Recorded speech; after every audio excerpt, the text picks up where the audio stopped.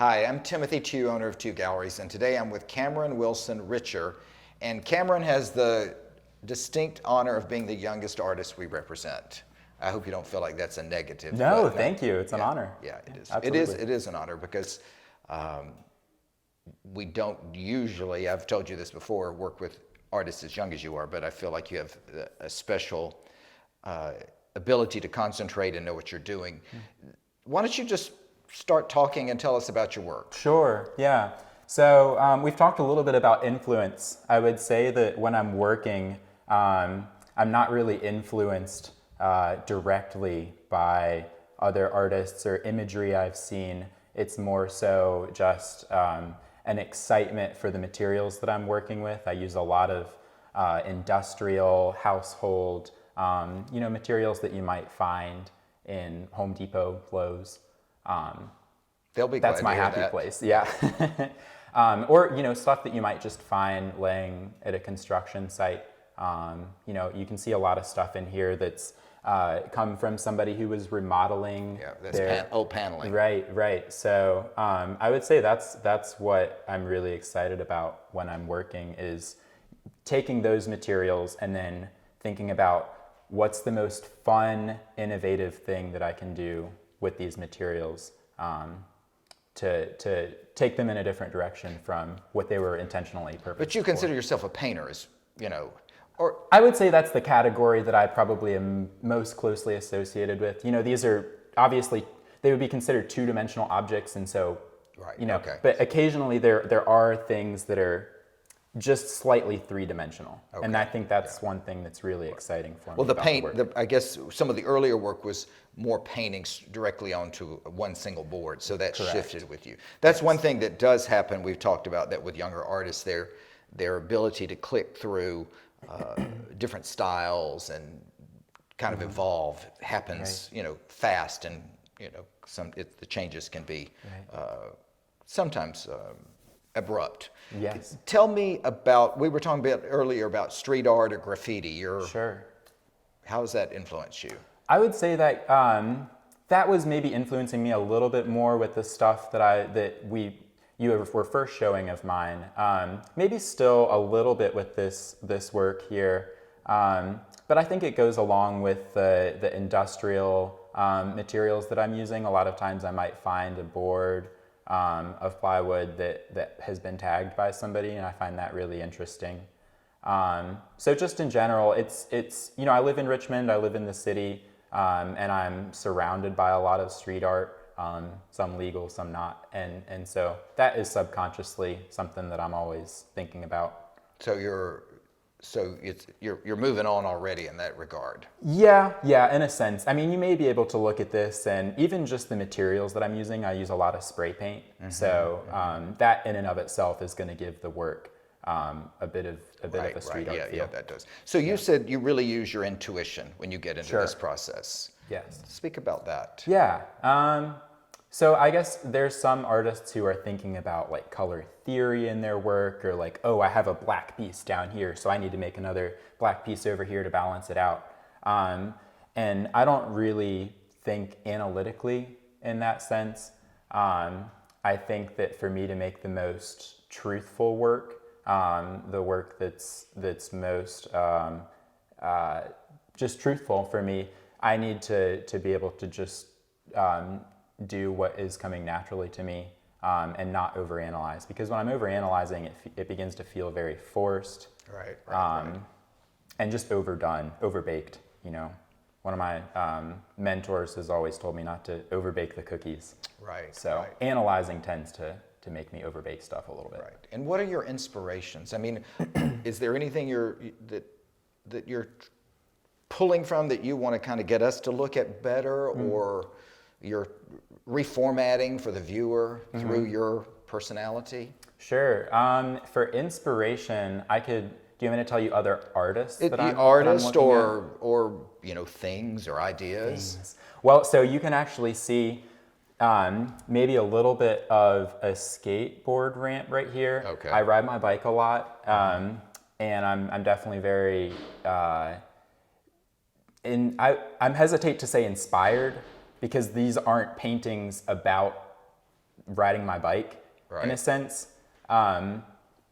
So, when I'm making the paintings, it's intuitive, and yet sometimes the imagery that I'm using becomes slightly illustrative, but that's never really like the point for me. It's just like that's an experience that I've gathered in the past few days, and now it's coming through in my work. So I guess you could say that's one thing that I'm interested in, and just in general, the physics of riding a bike, and I think maybe that's what I'm interested in the most, the physics and the motion of it.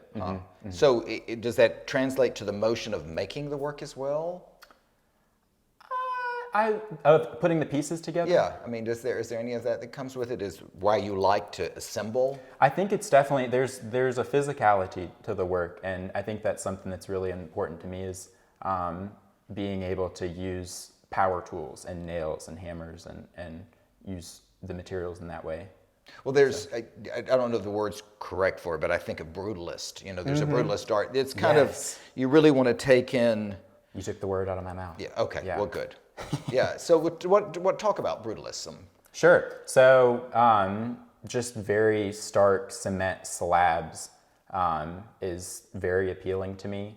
I'm not sure why, but just kind of, I don't know if, I mean, well, if you like to ride, if you like to ride your bike outdoors and on rims, you're dealing with nature. I mean, you're dealing with man-made nature and the way we interact with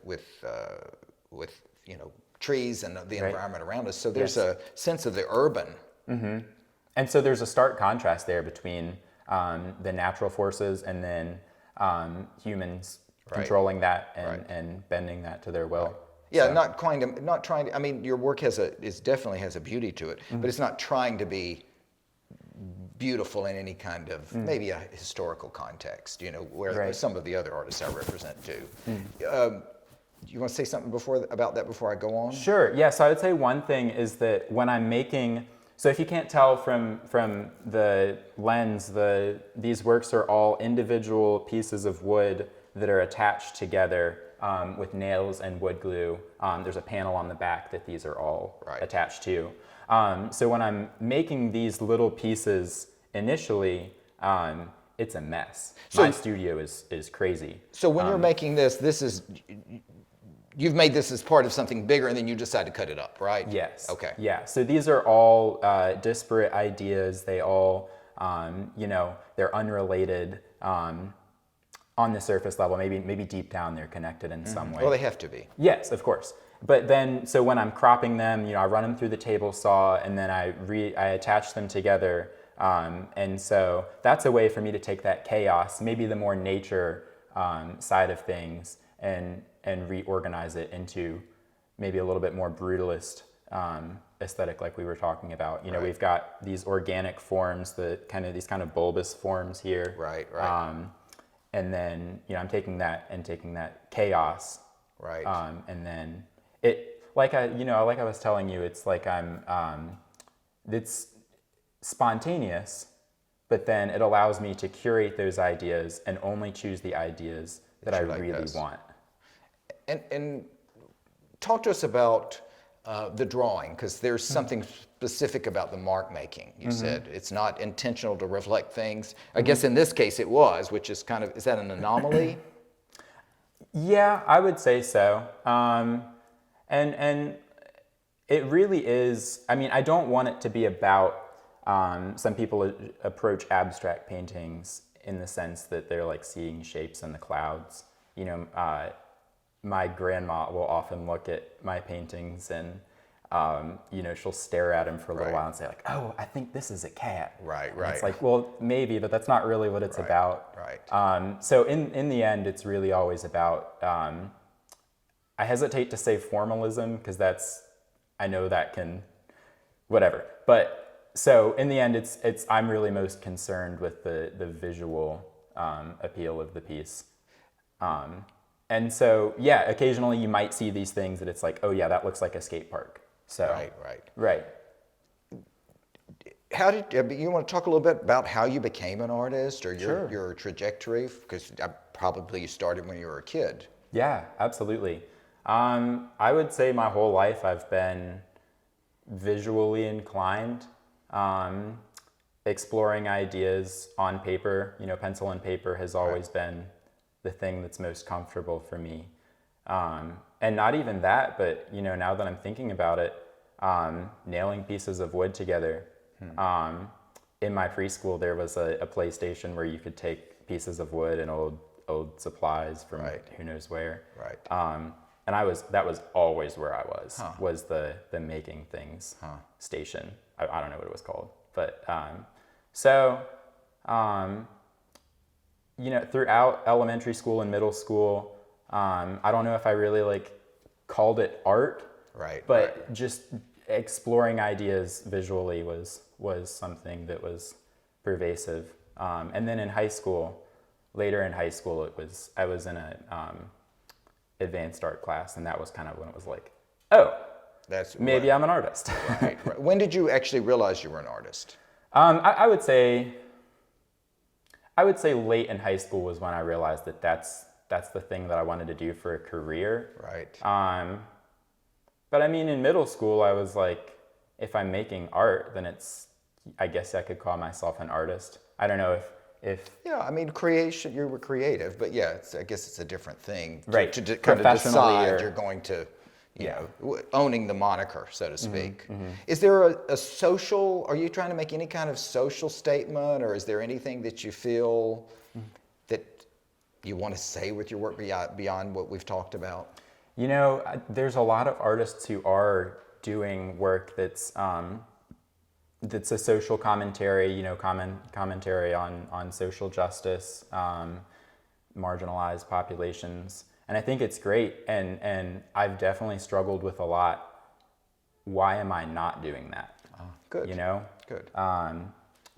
What's the answer? And so the answer to that is because when I'm making the work, I feel like that's just, and I've tried to make work about those things, and it just doesn't feel authentic. It doesn't feel truthful. I feel at my core that I've found through all of this searching, through making work, that at the center of it all, when I boil it all down, I was created to make paintings. I was created for one very specific job, and that is to make these paintings, to explore these ideas of color, of material, and nothing else really, And so when I reduced it all down to a more pure version of all that, I realized that if I'm going to make the best art that I can make, it has to be about that. And I can still, that fits within my larger worldview. That doesn't mean that I can't go volunteer my time with Habitat for Humanity or something like that. But in my art, Well, that's important to know. Right. I think that's kind of where we get back to formalism, but we're not going to go into that. But there it's kind of there are different streams of art, and you kind of have to choose one or the other. And it's anyway. That's the reason that you're so clear about what you are and where you are, and we're really happy to have you here. And thank you. Is there anything you want to say before we close up here? I would say that my one final hope for anybody looking at my work or living with my work, or anybody who has any encounter with my work, is just that they would feel this, even a fraction of the same excitement and curiosity, almost at a spiritual level, that I feel when I'm making the work. We talked about there being some artists are addressing social issues, and that's their way to make the world a better place. Right. I would say in mine, I would hope that my work is changing the world through just sparking that curiosity in people, and making them ask questions and just bringing joy to them. Ultimately, feeling the gift of beauty, however you create it. Well, thank you. I'm glad you said that. I'm glad I didn't let you speak, because that's important. Come see Cameron's work. It's really wonderful, and we're excited to have him here. And thank you, Cameron. Thank you, Timothy.